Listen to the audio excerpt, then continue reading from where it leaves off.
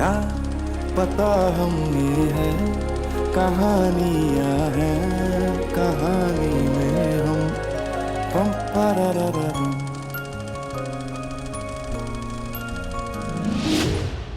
ನಮ್ಮನೆಯಲ್ಲಿ ಎಲ್ಲರೂ ಕಥೆಗಾರರೇ, ಬರೀ ಬರೆಯೋದಷ್ಟೇ ಅಲ್ಲ, ಕತೆ ಹೇಳೋದ್ರಲ್ಲೂ ನಿಸ್ಸೀಮ್ರು.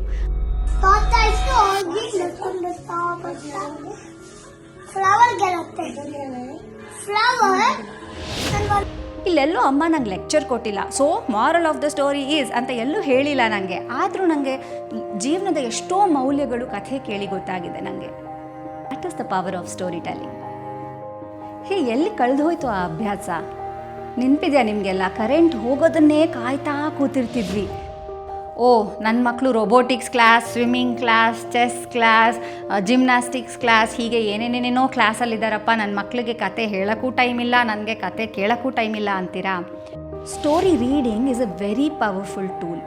ಮಗುನ ತಾಯಿ ಅಥವಾ ತಂದೆ ತೊಡೆ ಮೇಲೆ ಕೂರಿಸ್ಕೊಂಡು ಕಥೆ ಓದೋಕ್ಕೆ ಶುರು ಮಾಡಿದಾಗ, ಅದು ಯಾವುದೇ ಏಜಲ್ಲಾಗಿರ್ಬೋದು, ಆದರೆ ಆ ಮಗುಗೆ ಬರೋ ಫಸ್ಟ್ ಫೀಲಿಂಗ್ ಏನು ಗೊತ್ತಾ?